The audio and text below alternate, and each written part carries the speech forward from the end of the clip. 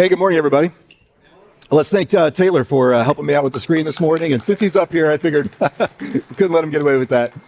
Hey, it's just good to be together, and I'm so excited to dive into part 2 in this series called Back to the Mountain. I'm going to say more about that as we get into it. But, you know, some of us, there's some people, maybe we're among them, but some people live with this very simple rule that sounds something like this. I don't get mad, I get even. So you guys have heard of this before, okay? And maybe we're some of those who live with that rule in mind. So I came across this story last month that I think takes this thought or this idea to a whole new level. It's a story about this woman named Gemma Monk. She lives in Kent, England. This story took place about a year ago. Okay, this was published in People magazine last month. And so Gemma, she was literally minutes away. She was just about to walk into the church and walk down the aisle on her wedding day when somebody out of nowhere, right before she got into the church, somebody runs up and threw black paint all over her dress. I mean, she's the bride. She's ready to go, like dress, hair, her face, all of it. And the person who threw the paint was her brother's wife, Antonia, her sister-in-law, who wasn't even invited to the wedding. And neither was her husband, the bride's brother, right? So if you're tracking with all these relationships, all right, so the bride's brother and his wife were not invited to the wedding. So now I've got lots of questions. As I'm reading through this story, I'm thinking, why in the world was the bride's brother, his name is Ashley, and his wife, Antonia, why weren't they invited to the wedding? And why did Antonia show up on the wedding day just to throw black paint all over her sister-in-law? So now we have to rewind a little bit further back to get the full story, because about a year before all of this happened, when Ashley and Antonia were getting married, Gemma was accused of trying to trip the bride as she was walking down the aisle. And that one petty accusation was enough to tear the family apart. They had been feuding ever since. And that's why Antonia showed up. That's why she wasn't invited to the wedding. That's why she showed up anyway and threw black paint all over Gemma. This was an act of revenge. And she even admitted to it. Like in the court documents, she was like, no, straight up, this was an act of revenge, because Gemma doesn't just get mad, she gets even. And she also got 10 months of jail time. And she also made international headlines, thanks to People News, right? And so maybe she got a little bit more than she bargained for, but she got even. And you know, this story, as I looked at this, it's kind of heartbreaking on multiple levels. You know, it's really kind of tragic, but it perfectly illustrates how retaliation escalates things emotionally, right? We see it just in the arc of this story as it unfolds. I mean, it moved from a perceived slight to lingering resentment to a fractured family to public humiliation to a wedding day that's permanently scarred and someone's doing jail time, right? And the thing is, none of us hear this story or look at this and we think, you know, that makes sense. You know, that seems reasonable, right? I mean, even if we resonate with some of the hurt behind this, we're still thinking something went terribly wrong with this. Like, how in the world did it get to this point? And you know, the thing is, I think that we do this. All of us do this to some degree, not to that extent. I mean, that's an extreme example, right? But I think a lot of us, we subscribe to this idea. I don't just get mad, I get even, right? I don't just get mad, got it on the screen here. But of course we get mad, right? Who are we kidding? We're just lying to ourselves. Really, we're just trying to make ourselves sound bigger and tougher than we really are. But we believe this. We don't get mad, we get even. You know, all of us, we have this natural sort of instinctual drive toward retaliation. But it's not just about getting even, is it? It's about getting revenge. And the truth is that even isn't always even, right? Because with every retaliation, there's an escalation. We're taking things to the next level. So for example, I like to scare my family. I think it's funny. And you know, my wife and my kids, they're all fair game, and I've gotten pretty good at this. And so for me, it's all about like timing and placement. I'm not about the big jump scares. It's all about just being in the right place at the right time. And if that works out, then all I have to do is say something very casually like, how was your day today? And it can scare them out of their minds. And it brings joy to my heart. And so a quick side note to this.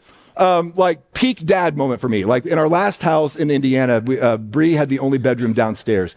And I had just gone through, turned off all the lights. It was a dark house. I was upstairs getting ready to get into bed, but I could hear Bree downstairs going, "Dad, are you down here? I know you're hiding. Dad, don't scare me, please." I wasn't even there and I still got her. I probably shouldn't be proud of that, but here we are. And so the thing is, I've scared them so many times that sometimes they try to get back at me, but they go way harder, right? They're all about like jumping out into my face and screaming as loud as they can. Like their retaliation has to get leveled up. And so you see what I'm saying here, right? Even isn't always even. It's not always even. I mean, we return little slights with much bigger slights. We return just disagreements with personal attacks, right? We come back from like minor loss with much bigger loss, like major loss, like you took my parking space, so I'm keying your car, right? I'll show you. I'll get back at you. And of course, we feel justified in this because they're just getting what's coming to them. And if we're honest with ourselves, sometimes we even feel a little bit better when we've given it to them. Like we feel better. And sometimes I think we just need to ask ourselves, like, okay, we might feel better, but are we really better for this? I mean, is this really who we are and who we want to be? And is this really the kind of world that we want to create around us, right? I mean, this, I think, is the tension that we feel anytime we're pulled toward some level of retaliation. And so with that in mind, we go back to the mountain, the series that we've been in, Back to the Mountain. We started this a couple of weeks ago, and I mentioned when we kicked this off that this title really kind of takes me back to my time in Kenya just a few weeks ago.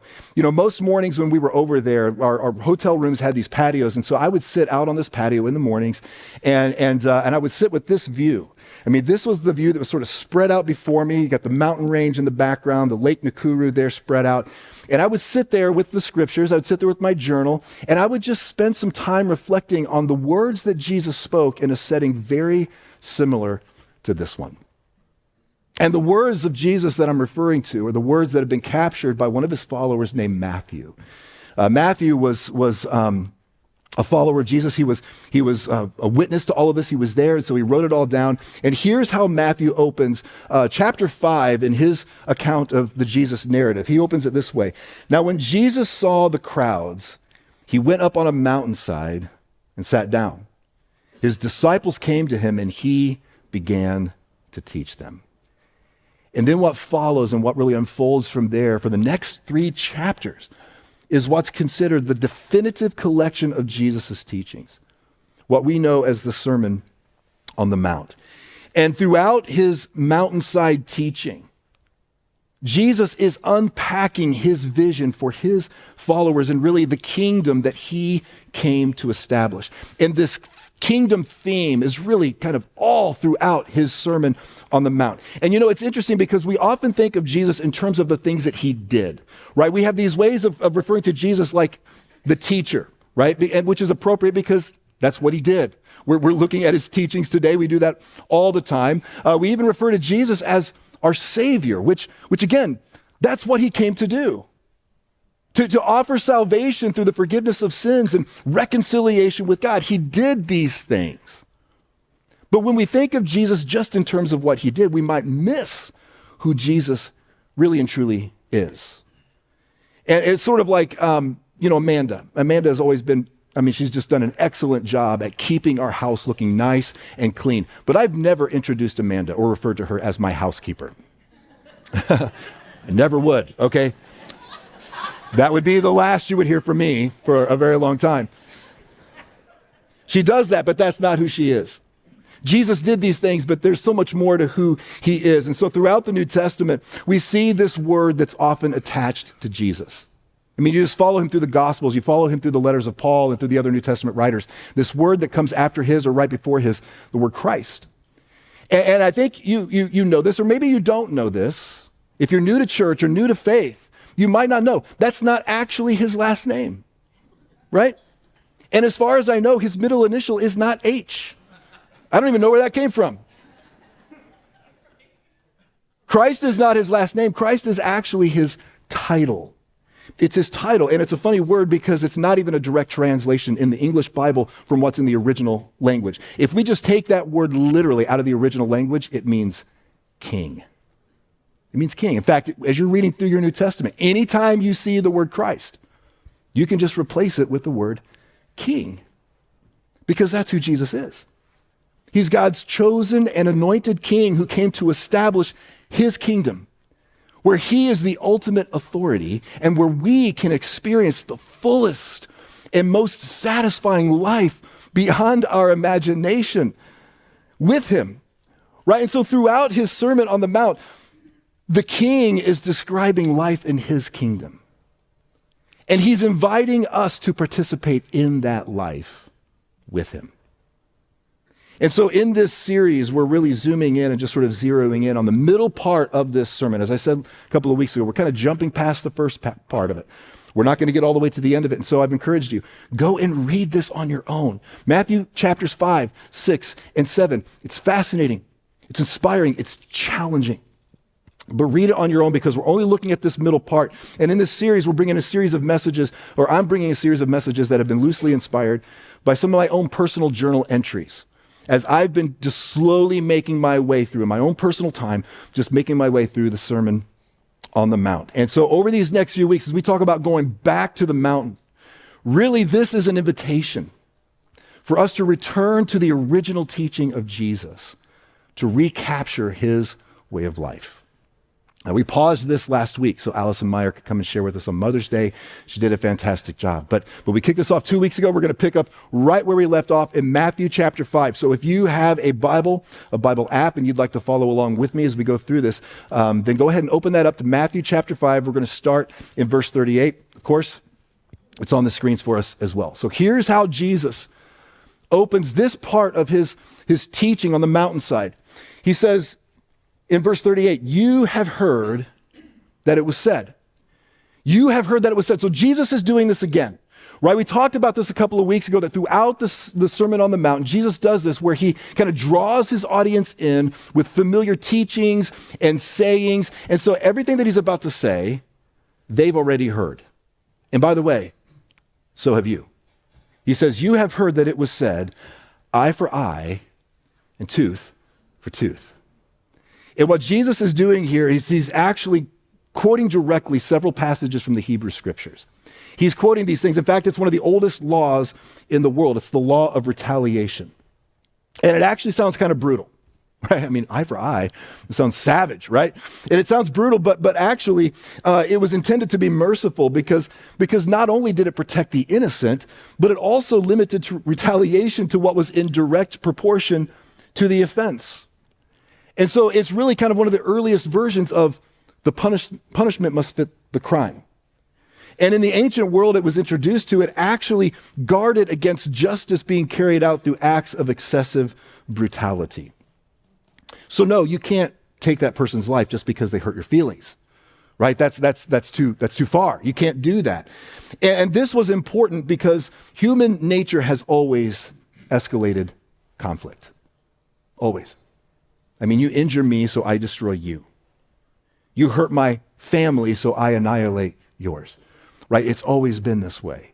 And so here into this world, this idea of eye for eye, tooth for tooth comes in. But this was only ever intended to be a judicial principle, which means it was left in the hands of the courts to decide. Only the judges and the authorities, the magistrates or whoever, they were the ones who got to determine what was eye for eye and what was tooth for tooth, to make sure that it was fair and just.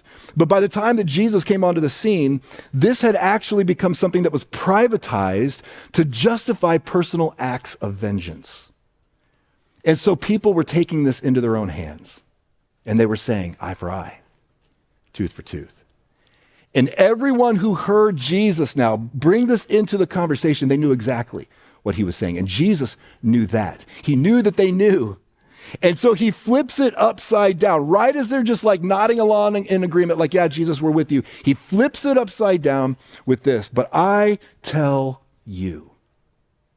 You have heard that it was said, but I tell you. In other words, there's something much deeper underneath this.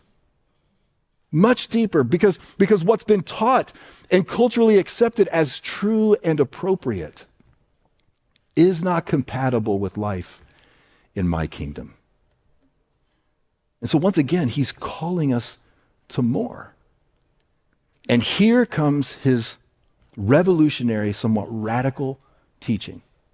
Here's what Jesus says. He says, I tell you, do not resist an evil person. And so at this point, I think a lot of people in the crowd that day were wondering the same thing that probably we're thinking right now. What are you talking about, Jesus? What do you mean? Do not resist an evil person. What are you trying to say? Here's what Jesus basically means. Don't take revenge on someone who wrongs you. Don't take revenge on the person who wrongs you. And to clarify what he means, he actually gives us 4 illustrations that introduce us to 4 evil people. When he talks about resisting an evil person, here's who he has in mind, and he introduces us to these 4 people, these examples, and here's who he gives us over the next few verses. He gives us a jerk, a plaintiff, a Roman soldier, and a mooch. All right? So we're going to look at each one of these, and we're going to start with the jerk. All right? We're starting with the jerk. In verse 39, here's what Jesus says. He says, if anyone slaps you on the right cheek, turn to them the other cheek also. Now, on the surface, we look at this, we read this, we think, well, this must have been some sort of physical attack, and that was the real offense. But it's actually much deeper than that, because the implication here is that this wasn't just a slap, this was a backhanded slap. Right? Okay, the assumption is that the person who's slapping is right-handed. And so for a right-handed person to slap you on your right cheek, you know what, it might be easier if we actually did this through a live demonstration. So do I have a volunteer? You get to slap me. Does that change anything? No, I'm just kidding. I see the hand back there. No, okay, I think we get this, right? I mean, for the right hand to slap the right cheek, it has to be backhanded. This was a backhanded slap, which in that culture was a calculated insult of the worst kind. I mean, it would have been much better if it was just an open-handed straight slap like that. But backhanded was loaded with contempt and disdain. Right? Contempt and disdain, it meant that you were nothing. You were a nobody. It was absolutely disgraceful. So imagine how you'd respond in that situation. Imagine how you might respond. I mean, I think the natural inclination is obvious here. You get slapped, you want to slap them right back. You get insulted, you want to insult them right back. That's eye for eye.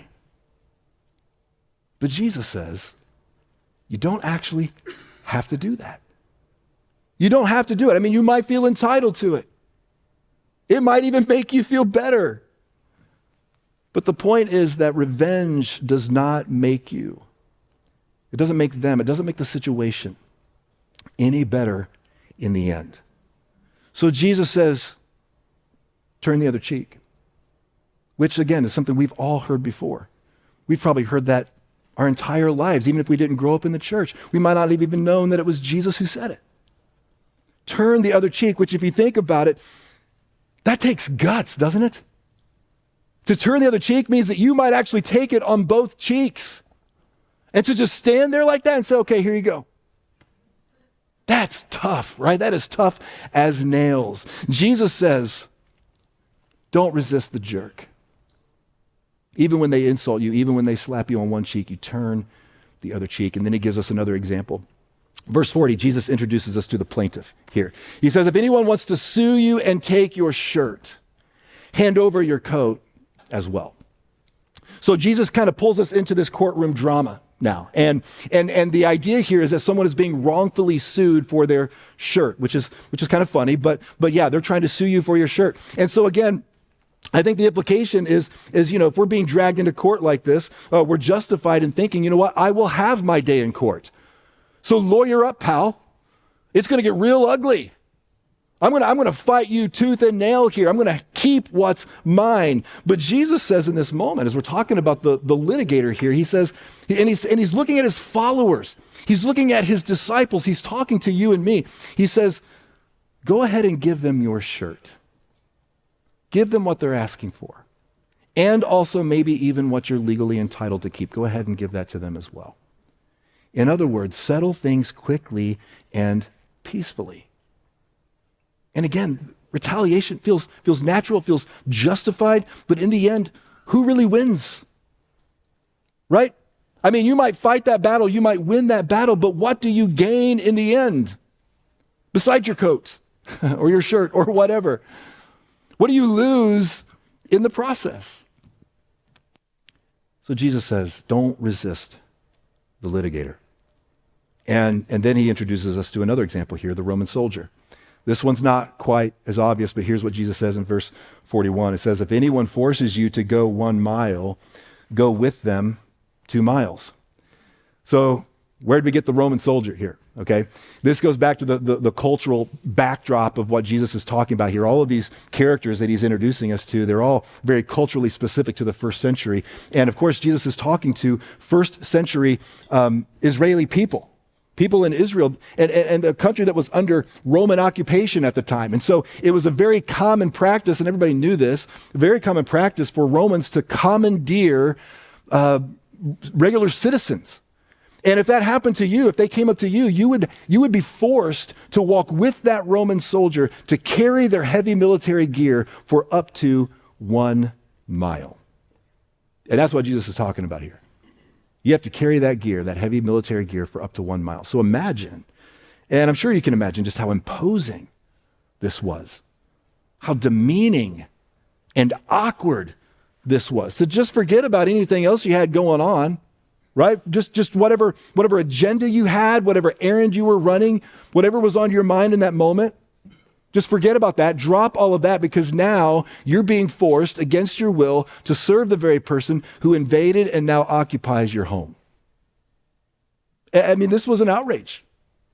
This was absolutely an outrage. And now in this example, I think everyone understood resistance was futile.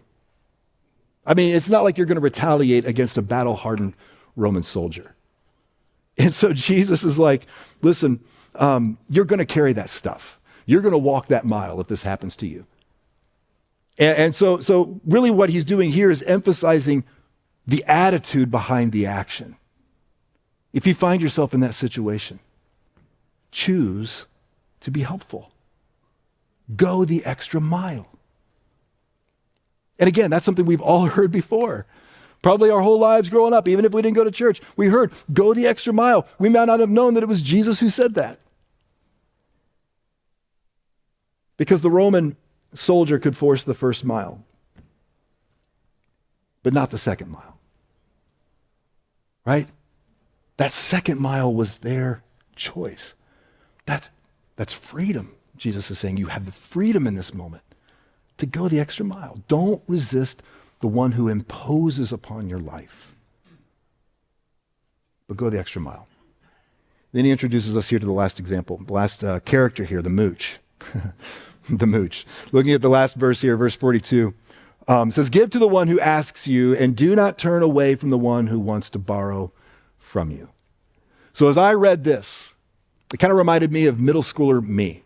Okay, me going back to my middle school years. I mean, it seemed like I was always trying to mooch $1 from my friends, to try to get something out of the school vending machine or something, Mountain Dew or something. And so I was always going up to my friends, going, please borrow $1. I got to get a Mountain Dew Slam, Big Slam, whatever. And I promise I'll pay you back. I'm pretty sure I never did. And so I got a lot of rolling eyes from my friends, And maybe that's how you and I respond in these situations. Somebody comes up and they're asking for something. They need something. And we might roll our eyes. We might make certain assumptions about them. We might even judge them in certain ways. And what Jesus is saying here is like, don't do that. Don't roll your eyes. Don't resist them. Just give to them. Give and don't expect anything back. Like, even if they insist on repaying you, don't ask for interest. Just give. Now, is Jesus suggesting that we should be ready to give to everyone who comes with an open hand? Always asking for something. Like, I don't think that's what Jesus is saying here, but what he is doing is he's calling us, and this is really the bigger point, he's calling us to live with generosity. to be generous in every way. And so as we look at each one of these examples, right, we look at the insulting jerk. We look at the unfair plaintiff. We look at the imposing Roman soldier and the inconvenient mooch. I mean, we're starting to get down now to the heart of his message, because he's teaching us and he's urging us that we should never let retaliation become our motivation. But instead, that we should live with such generosity that we're willing to give toward those, that we should be generous toward those, even those who oppose us. And the bigger thread, the point that runs through all of this, is that there is often a right response that looks beyond our rights. In these moments when we're wronged and we're being imposed upon and all these things, I mean, there's often a response that's right that looks beyond our rights. And what Jesus is actually doing here is he's replacing a law with an attitude. Because the law says that you have a right to retaliate. You're justified, eye for eye, tooth for tooth. But the attitude of Jesus says, I am willing to personally suffer rather than cause the suffering of another, even when that other person is the one who wronged me. I would rather suffer personally than cause or contribute to the suffering of another. And this, what Jesus is saying here, this is how we begin to see his kingdom come on earth as it is in heaven. By breaking the natural chain of vengeful actions and reactions that far too often characterizes human relationships. So then comes the challenge of living this out in real life with real people, right? And probably all of us had actual, like, specific people, names and faces that came to mind with each of these characters that Jesus introduces us to. And so then it's like, okay, so turning the other cheek, going the extra mile with them, with that person. Okay, it's one thing to say it, or it's one thing to even believe it, but now doing it is a whole other story. And so how do we get there? How do we do this? And I think it's really helpful for us to just take a step back and ask ourselves some really important questions. We need to ask ourselves, first of all, what's going on in the heart of the other person? What's going on in their world? What's going on in their life? And of course, we can't know that. We can't see into their heart. But I think probably all of us, or maybe you've heard this saying, I think there's so much truth to this, that hurting people hurt people. And that doesn't excuse anything, but it does give us a lot of perspective, doesn't it? And so what's their story? What's going on in their life, in their world, in their past that would cause them to act this way or be this way? What's going on in their heart? And then we need to ask ourselves this question. What happens in my heart if I choose to retaliate? Essentially, I mean, the question here is who do I become if I stay bent on getting even? What does this make me? And the reality, I mean, the truth of this is that ultimately we become the very thing that wounded us. We become that to those even who, I mean, really to everyone around us. And that's the other question that we really need to ask here is, how will this impact the people closest to me? If I insist on retaliation, if I insist on getting back and getting even, what does this do to my relationships? Because it will have some kind of impact, one way or another, how we respond to others, right or wrong, justified or not. It will have an effect on the lives around us. So through his message, Jesus wants us to consider the ramifications of our retaliation. And even more than that, he wants to show us that we have options. We have choices to make. Yes, according to the law, you would be justified in your retaliation. Eye for an eye. That's a choice. But Jesus also came to establish a new kind of kingdom in which his followers would be known by something else, something far better, something that could actually change the world. Jesus told his followers, and he tells us, he says, "A new command I give you. Love one another as I have loved you." That's the new part. Love one another as I have loved you. And then he underscored that when he tells us, he says, "This is how the world will know that you are my followers. That you love. That you love others. That you love your neighbor." It's love. And so yes, we have options. We can choose the justified response, or we can choose the Jesus response. The right response that looks beyond our rights. And you know what this really looks like? It looks like peace.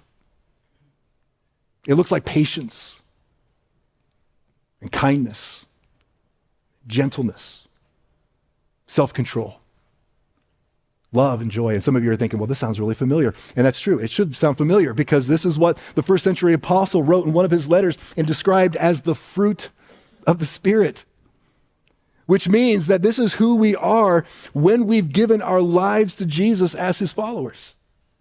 And his Spirit is alive in us and cultivating the character of Jesus in us until it flows out of us to those around us. You know, the thing I think we often struggle with when it comes to this is, how do we do this without being a doormat?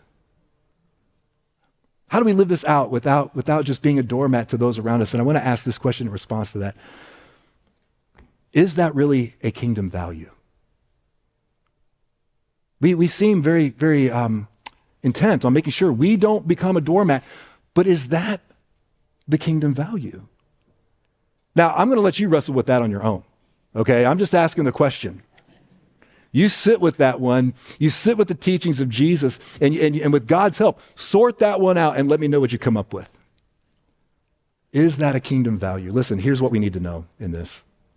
I want to make sure we're very clear that there's no place for abuse in this, right? That is absolutely unacceptable. And there's no hint in what Jesus is saying here that we're supposed to just like roll over and subject ourselves to that kind of abuse. Toxic people should not be given full access to our lives. Being taken advantage of is not a spiritual virtue. We should stand up and oppose injustice. I mean, justice was God's idea in the first place. In fact, that's the real power in what Jesus is inviting us to do in this moment, that really turning the other cheek and going the extra mile. I mean, that's our invitation to leave justice in God's hands and out of our own. And what that means for you and me is that we are released from the requirement to retaliate. We're free. We're free to not return evil for evil. And when others mistreat you and insult you and take from you, you are liberated from the need to respond in kind, but to choose a much bigger, world-changing value in God's kingdom. Love. Selfless, sacrificial love. Even for your enemies. And Jesus is going to have a lot more to say on that one next week. We're going to look at that one together. But here's what's so beautiful about this. When people around you see you turn the other cheek, when they see you walk through a legal dispute peacefully and respectfully with dignity and giving others dignity, when they see you go the extra mile for someone, and when they see you live with such generosity, those responses are so counter-cultural that people take notice. And what they see isn't weakness.